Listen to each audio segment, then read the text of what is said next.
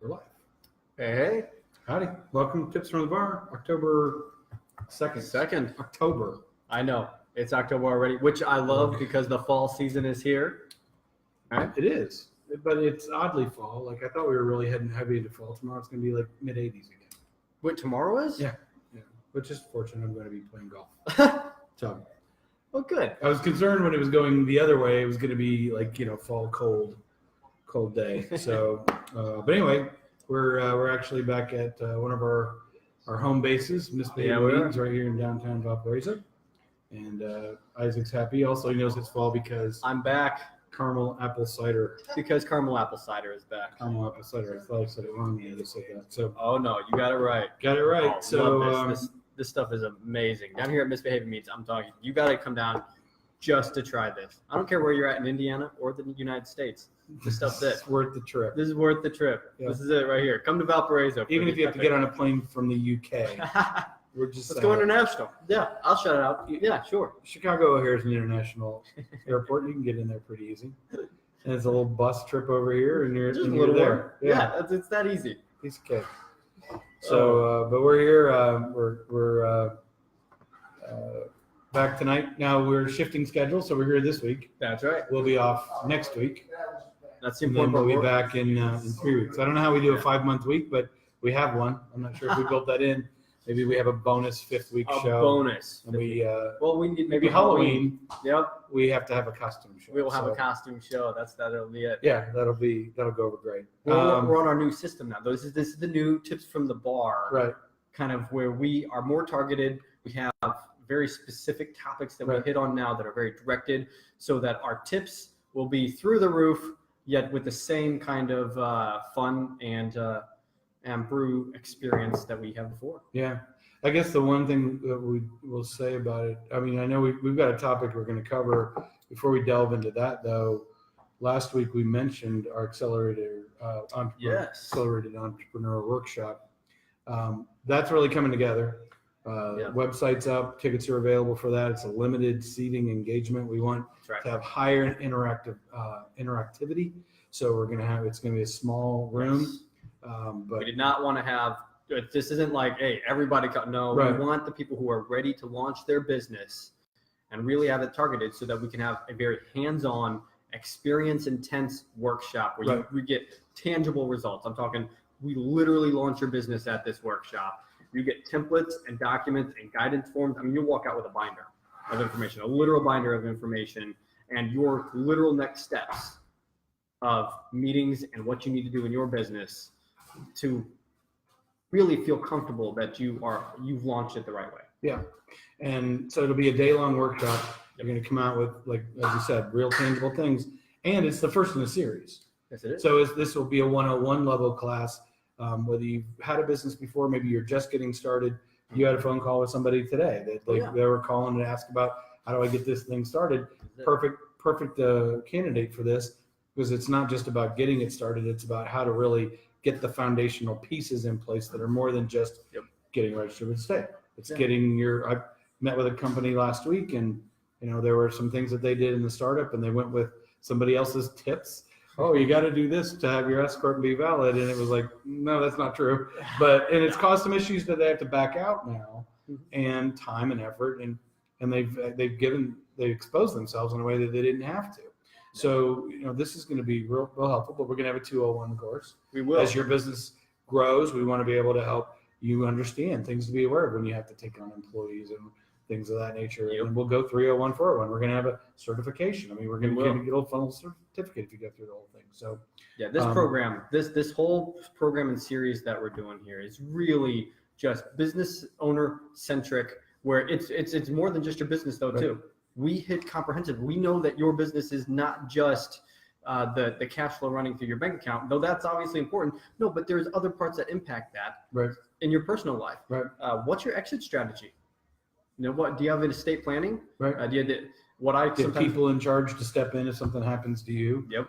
I think in this first go round, we're going to have somebody that's going to talk about insurance. Yes, we are. And there's so many points of contact with insurance in a business, not just the stuff that's in your office. Right, not just By the way, your liability. homeowner's policy doesn't cover your working stuff. There's a tip. So there's there's the a first tip tip we'll right throw there. at you that way. But Yeah. so you need to have a policy.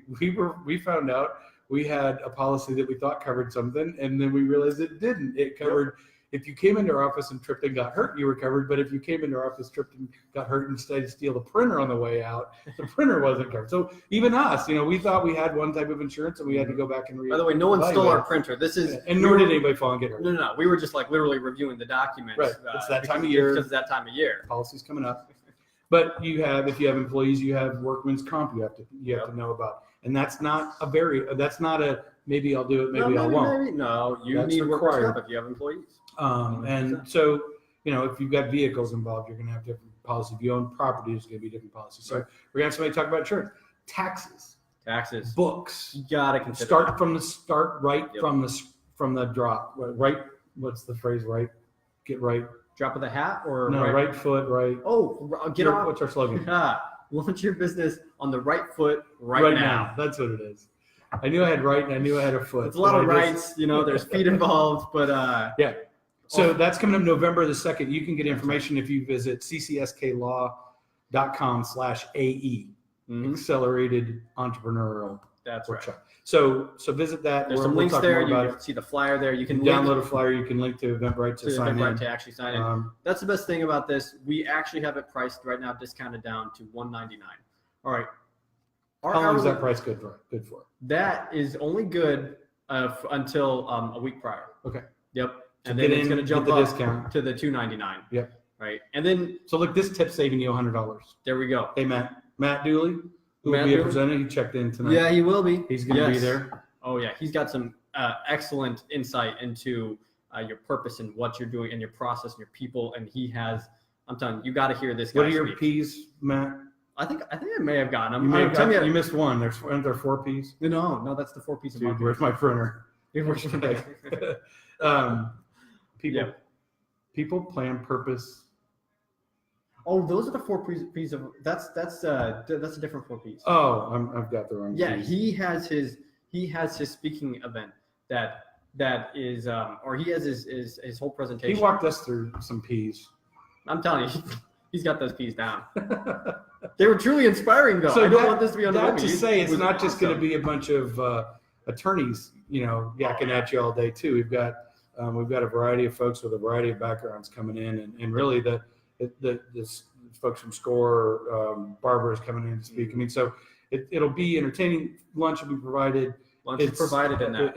You're going to walk away with a great experience. You're going to want to wish we stayed until midnight. That's what's going to happen. I know we're going to cut it off at 5:30, but you're going to wish we stayed longer. So anyway, so that's Purpose, he knows this stuff. Purpose, people, process. Okay. What was my P? I was trying to throw an extra P in there. Plan. Yeah. Which is important to have. Who needs a plan?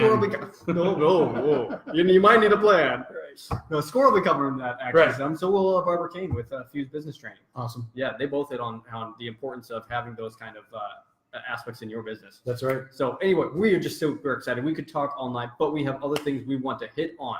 Yep. So tonight in Porter County, there's an event that's happening next. I think it's next week, right? It's coming next up. week. So every year, a tax sale takes place. Actually, twice a year. The one that's next week is called the Assessor's Tax Sale. We've worked with clients who have ventured into this thing in the past, and they don't really know the full scope of what it takes. Some people have wondered why it even happens. Yep. So we're going to touch on kind of an overview today, and it's setting up. Also, we're going to do a training series. Yep. Information series, if you will, that people can download to understand how to take it through the process. But tonight, we're going to talk assessor sale. Yep. We're going to focus on the assessor sale. We're talking the who, what, when, where, why of tax sales. Correct. Now, the other tax sale is a commissioner sale. They're very similar, but dates are different. Right. Deadlines are different. The requirements for the pricing is different. So we're not going to go into detail about that, but there's some similarities in what you still have to do. Right. In terms of to eventually own this property in a capacity to sell it someday or to develop it someday. These will be common across those two platforms. But first of all, we'll talk about the who. Yeah. Who? who is involved when you're talking about a tax sale? Who are all the players in this? Right. RG, what do we got? So the first person is the assessor. Yeah. The assessor in any county is the person who keeps a record of one of the offices that keeps a record of land in each county. And this is the group that assesses a tax value and then sends out bills and you pay. And if you don't pay, then the assessor says, hey, wait a minute, you haven't paid in a few tax cycles. We need to actually seize that property to get our money's worth. They don't care if the property's worth $10,000 or $100,000 or more, and they may only be owed $3,000. Right. Doesn't matter. They have time frames. They have certain things they have to do, and we'll talk about what that process is in a little bit. So who has to pay? Who's getting this bill? The owner. So if you own property, you get a bill from the you get a letter from the assessor throughout the year to say, sure, hey, here's what your tax was assessed this year. You could pay someone else's taxes if you wanted. You can, and right? people sometimes have done there's incentives to do that. Sometimes you want to. That's right. But in this situation, the owner has stopped paying taxes and no one's picked them up. Yep. And so and I'm not sure exactly the magic number of how many times you can not pay before, and it's kind of random. It's going to be county by county, and it's random within a county, but it's also county by county. I'm dealing with property right now in a state that some was sold at assessor's sale last year, and an equal number several other properties haven't had taxes paid in the same cycle, but haven't been taken yet. So it's kind of a gamble. It's not one you want to get yourself in the middle of, because it'll cost you more to buy it after the tax sale. But we'll talk about how that goes. So there is the owner. Yep. So you have the assessor, you have the owner. Who else do you have down there? We have some other important players here, specifically lien holders. Lien holders. One of the biggest ones going to be your mortgage. Right? A mortgage company is going to have an interest in this property, and it's important when we talk about sending out particular notices that we'll get to, that you need to know who these lien holders are. Right. So they are definitely an important participant within this whole thing. Before we hit on the final participant, which is you. Why? Right. Why would you care that the county's selling property? Am I handing it out for? Oh, no. You wait till the end, and we're going to actually tell you why. Okay. We're going to build up to it by first going into more of the what. RG has started giving some insight into what the assessor's tax sale really is. Right. So it's the assessor's chance to recoup property. There's a couple of different schools of thought. One long sort of legal position is we don't want property not being used. We don't want abandoned property sitting there with no one with the capacity to do something. So the assessor leverages that sort of inspiration to say, oh, by the way, we're also owed money. Yep. So let's take that property, sell it. Now, the selling price is going to be what's owed, plus some little add-on bonuses, but not a ton. Right. So when you look at these are going to run the gamut. Where are they located? They're all over the place. Because that's all the county cares about. They just want to get their own. They just want to get the tax. In fact, they can't make money on these things. They can't actually make more than what is owed. And we can talk about that. I don't know if it's in this series or if it's in this video or down the road. But you as the owner may actually take some money if there's more paid than what was owed. That's right. If a surplus is left over, an owner can actually get some money back from if it was too much paid into it. Right. But so the county, they're just selling this property to get paid the taxes due, to then there's other things that can be tied to it. So like if you had other fees things that were associated. There's always fees. Different counties again have different things, and there's different fees on property. But ultimately, it is a some sort of tied-in municipal lien, if you will, against that property that they can get. Now, the other side of the coin is they can't sell it for less. The assessor can't sell it for less than what that is owed either, because they don't have the unilateral authority to go, no, we'll just take 5. You owe 7, but we'll just take 5. They have to sell it for a minimum of that amount. Yep. So, and what is the sales process? What is the sales process? What is the sales process? How do they go about selling this thing? The assessor has to identify the property that they're going to sell in that window. They announce the date of the sale, and they announce those properties are going to be listed. They have to go through a notice period. They mail notice of sale to the owner of record. Now, the problem is if you've moved and you've got property you just haven't kept up with, that mail may go to an address that you're never going to receive. That's not their fault. They publish it in the newspaper. That lets all the world know. This property's forever. Right. That's statutorily it lets all the people, everyone of interest know. And now with the web, there's a list on the web. Normally, sometimes hard to find, as we've discovered. But there's a company that manages the Indiana process, and they'll put that list out there. Mm-hmm. Now that list may age because someone may get it and go, well, I guess I better go act on this, and they can redeem the property. We'll go more into redemption later.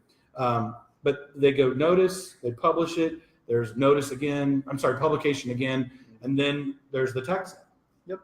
And here in Porter County, they have it over at the new county building, as it's still being called. That's right. The one at the corner of Indiana and Lafayette. And they have the room in there, the commissioner's room, and it's you go in, you register. You don't have to sign up ahead of time. I believe you can. I know there's a lot of counties that do require you to register ahead of time. Okay. Right. So check your county. You need to check it county by county to see whether it's right for you. But anyway, you register, you bid as you want.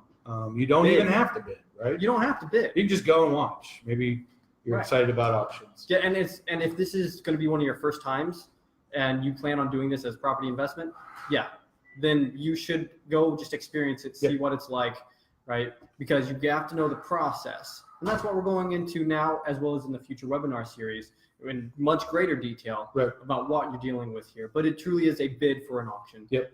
Trying to get this property. And the reality is some property will go for exactly what's owed, and some you'll get into a bidding war.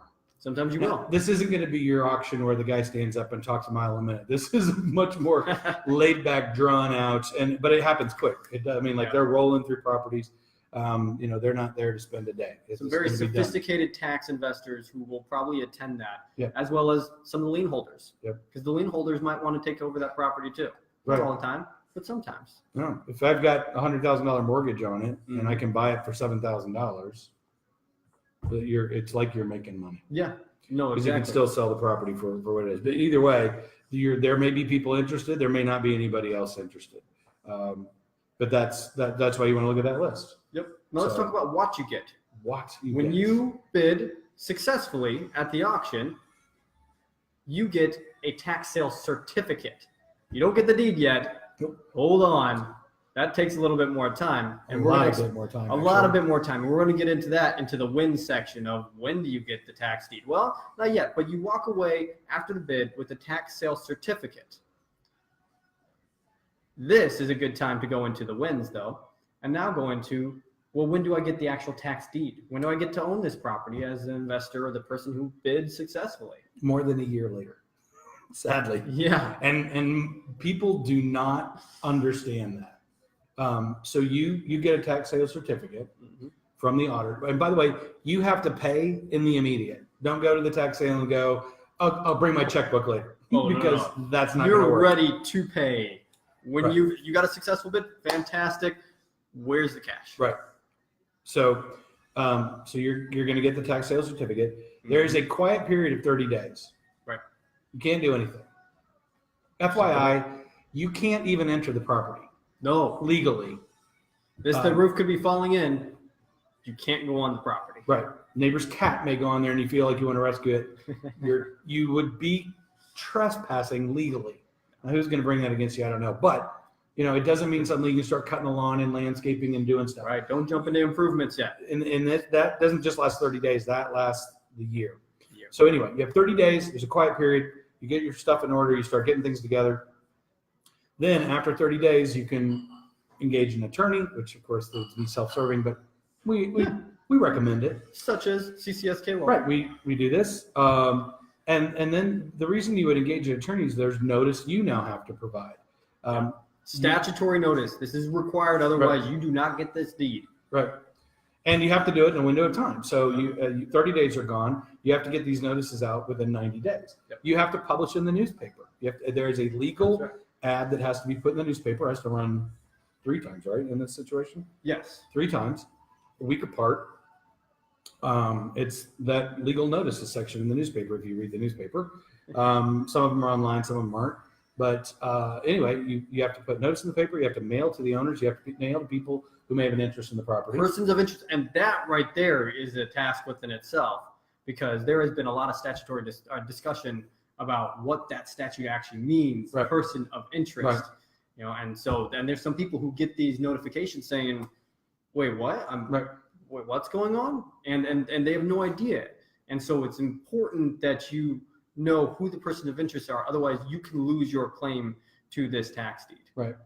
Now, the one thing we'll back up to say, and do we cover redemption in our coverage here today? Actually, that's a good part of when. Okay, Yep. so when you've got this period of time, and basically now you're now giving notice to the world that you've acquired this tax certification and you have a position in the property. You're easily disrupted. Anybody can come and redeem that property, but you're not going to be out any money because you're going to be paid back sort of interest on it. It's 10% over what your expenses are. Yeah. The other thing you're going to gain, you're going to have other expenses. You're going to want to do a title search just to make sure that something doesn't sneak up there and you forgot to give notice to somebody and they show up later and say, wait, we were never given notice of this. So a couple $100, it's part of a process that we run through with you in this too, because it is important to find out, again, who is of interest here. Otherwise, you can have somebody coming out of left field, a mortgage company saying, hey, actually, you didn't give us notice of this. Right. So we do the title search, we do the mailed notices to the people of interest, we do the publication notice. Got to get that stuff done within the 90 days from the tax sale, not 90 days after the 30 days. So you really don't have a 60-day window. Then you sit quietly and wait. Yep. You wait for people to make claims. You pay the taxes when they come due again. Yep. And you get, but you're not going to cover insurance. You're not going to manicure. Manicuring, don't manicure. I was trying to manscape. Don't do that. I was going to combine manicure and it has nothing to do manscape. with the tax sale. You still can't enter the property. Right. Still not yours. You have to wait a year. On the anniversary date of that sale, now you can start the next step, which is starting the process over. Yes. Now we're going to put a petition in the court and say, we now ask the court to issue a tax deed. Yep. You don't get it right away. No, you file the petition, you send notice. You're giving notices to everyone again. You're still going through that process. So you're still another 90 days out from that process. And if anybody raises any question, you have a hearing. You have to go before the judge, and then the judge has to make a determination as to whether you did everything right. Well, they'll ask for, you have to have proof. You've got to have proof of that you mailed these proof people. Of mailing. And there are judges that will say, you know what, nobody made a claim, but we don't like that you didn't properly do this, and they can kick the whole process out. Yeah, they could. So that's why, again, helpful to work with attorneys that kind of know the process or do know the process and can help you through. So then we get to that 1 year period. Eventually you get a tax deed. Yep. You're still not done. You could take this next step, and you have to if you plan on selling this property, because there is no way that you can get title insurance on a property that you're selling without doing a quiet title first. We're quieting the title. We're squashing any future complaints. That's right. We're saying, all right, we know that the assessor sent out notices that this thing was going for tax sale. We know that we had to send out notices to everyone saying, hey, we're buying the tax certificate for this, and there's a redemption period. We sent out notices to everyone saying, hey, we're even filing with the court, and the court has given us a deed. But that doesn't stop the fact that the title insurance will not take on this unless you have a court order, a judgment that says this title is superior to all other titles, and all other titles are now quieted. They're no longer going to be able to come back against this. Title company's not going to take that risk. So they ask you, or require you, to say, hey, if you want to have title insurance, you need to get this quiet title. And that's filed, again, through a court and before a judge. And there's notice requirements for that within itself. Yep. You do not necessarily have to do a quiet title if you're going to keep the property yourself and use it for your own enjoyment. But that doesn't stop the possibility of, again, someone... At some point, you're going to sell the property. And at some point, or you're going to hand it off to your kids, but then they're going to have to sell it, and then they need to do this process. And why people would say, well, why do I need title insurance? You're not going to get a mortgage on property unless you have title insurable. So whoever's buying it, Right. Yep. So that's where it is. Now, again, on the quiet title, you may wait 2, 3, 4. There's no time frame until such time as you need it. Right. So it's not this like got to get it done in a certain period of time.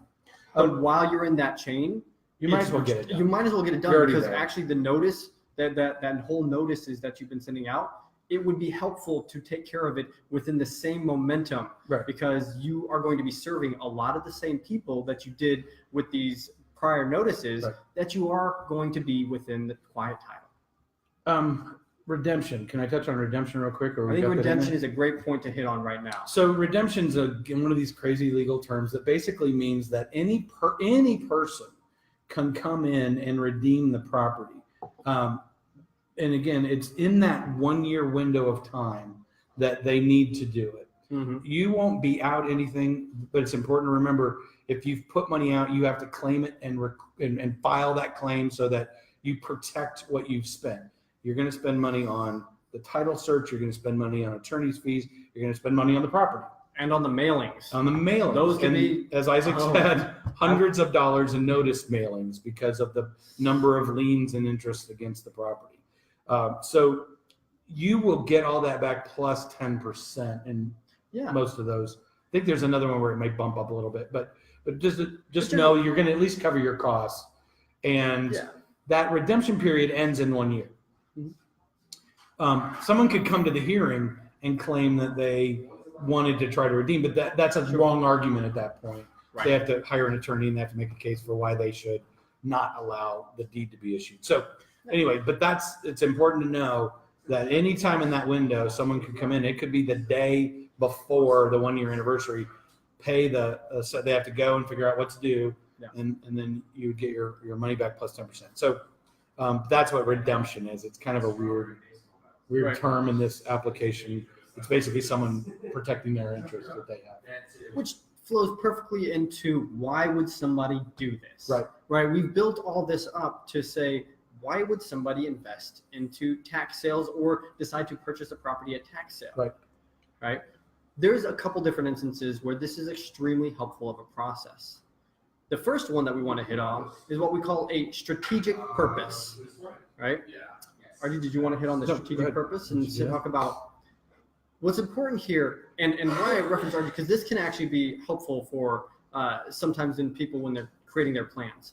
Let's say that you have your home, you love your home, the neighbor's always been a little bit of a nuisance, or maybe it's just a vacant lot there and you don't know why it's always been sitting there vacant and you'd love to extend your yard or build a new garage or barn or something else. Well, you find out this property is up for tax sale. That is a strategic purpose, a strategic purchase, right? Where you're saying, I want to strategically buy this so I can expand on something I currently have. It could be, like I said, you could live in a home and have it. You could have a current vacant plot of land and you decide to buy the next current vacant plot of land. I've even seen the aspect where there was a small strip of land that was just floating in the middle of these other properties, and one person did specifically want that to be able to say that they now own that strip of land. There's a lot of different times these things come up. And so keeping your eye out for these strategic purchases can be extremely useful. And so maybe it's not your bread and butter, what you're turning into your mainstream of revenue, rather you're doing it for a strategic purpose. And that's okay. This same process is going to apply to you. The other alternative that you might go into a tax sale is for investment purposes. I have clients who purchase hundreds of these at a time. You don't have to be purchasing hundreds at a time. You can start with one, and that's okay. The process is going to be the same. But the investment is kind of what Artie was talking about. So you put all this money down. What are you getting out of it? Well, you're either going to get 10% back if somebody were to redeem, not a bad rate of return, or alternatively, you're going to actually end up with this property, which then you can start developing after that year or so. Make sure you've budgeted in what costs you expect that property to have to be put into that property after a year of sitting there. Right. That's huge. Don't say, wow, this house is in pretty good condition except for that leak. Well, I'll fix that when I own it.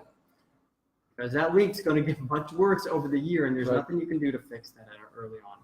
So strategically investing or strategically purchasing or property investment schemes they can both be extremely valuable ways to own this property through a tax sale, but you still have to meet the same requirements regardless of your reasoning for going about this. So it is, as Isaac said, there are people who will, maybe they don't even know if there's a property that they're interested in, Right. but they're going to go look at the list. And some people will go visit, and that's one of the things we recommend. If you're thinking about, Not trespass. hey, there's a house in the middle of the neighborhood here, maybe I'll go look at it.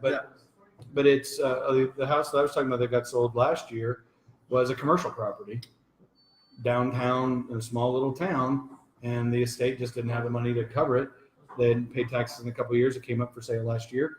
The redemption period closes in about 3 weeks.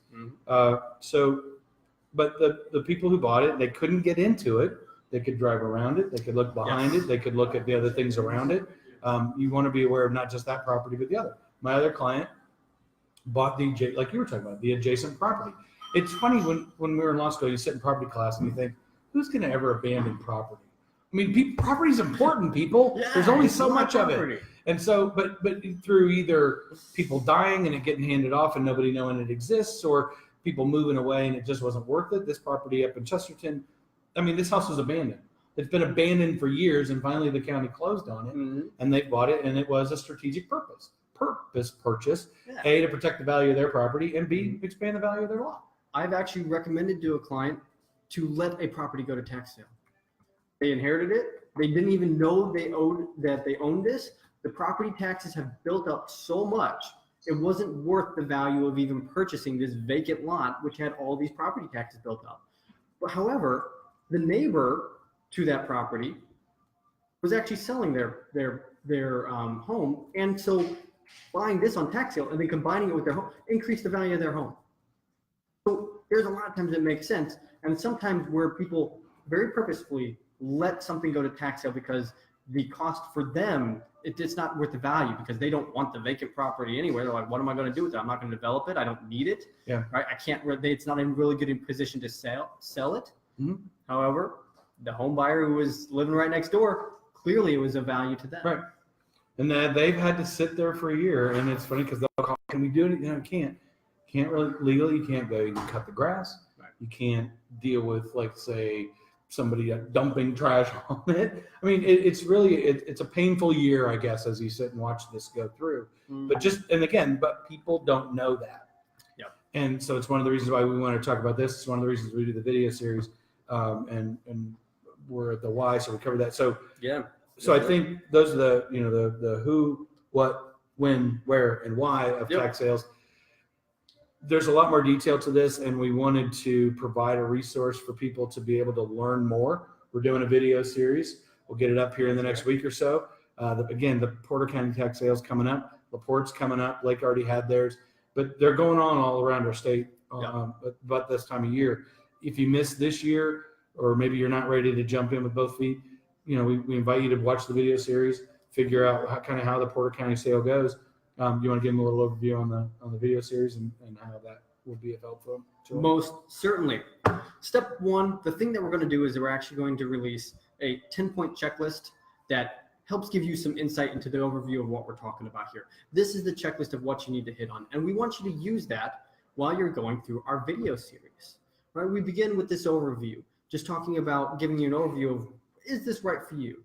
Right? And that's completely free. We have this all put out there so that you can then say, wow, it's worth for me investing into part 2 and part 3 of this to really delve deeper. Part 2 really focusing on what's called the 4.5 and 4.6 notices.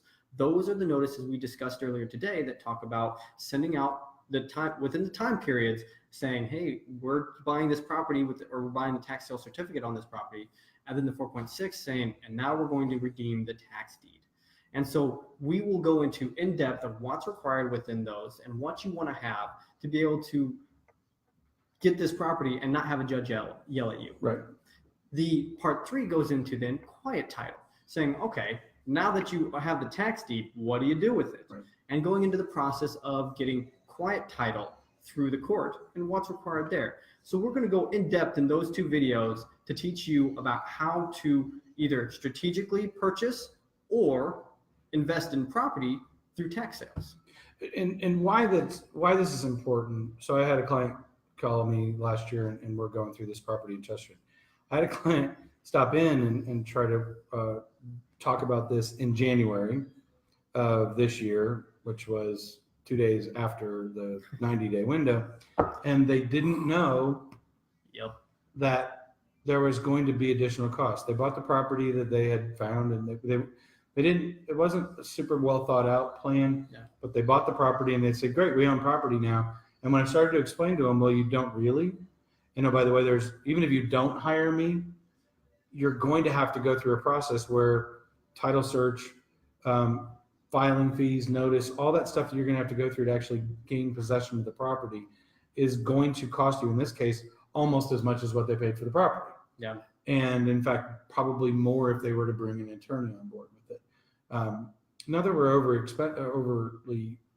expensive, but we are worth the investment of making sure that these things get done in a timely manner. Yep. Now, so that's an unfortunate circumstance because they missed the deadline, and I'm not sure what their recourse was at that point, but they didn't call back. I think when I told them what they had to do, what the costs were, even above just the cost that they had, they didn't realize they had it, and that's just step one. That they had to do the whole thing again to get the tax deed issued. So we want to provide people a resource, help to understand what you need to do, and educate yourself. So this might be something for you. It might not be something for you. If you're looking for property, it's a easy way to acquire, maybe a fiscally sound way to acquire some property. When we have the processes set up, like this is what we do. So right. Frankly, you work with us, we're going to make it easy on you. Right, because the statute can be complex to read, but we set up the right processes to be able to run you through this and guide you to say, don't worry, we have this part, and we run through and we let you know what you need to do. Yep. So we'll have information on the video series here shortly. Oh yeah. And we hope that this has given you a good overview. We'll put this out there, make it available for people, and let you learn how to get your 10-point checklist and get the video series as well. That's right. Hopefully, if it's something you've been thinking about, we've maybe cleared the fogginess a bit. If you want to talk more about it specifically, you can always give us a call, 219-230-3600. Visit us on the web, ccskaw.com, and we would be happy to kind of help you understand. That's right. So appreciate folks checking in tonight. And we will be back not next week, but the following week. After the sale. After the sale. We'll be all in the sort of aftermath of the sale. That's right. So anyway, thanks again for joining us. Tips from the Bar, CCSK Law. Have a great evening. Have a good one. See you. Page. We started breaking up a little bit at the end.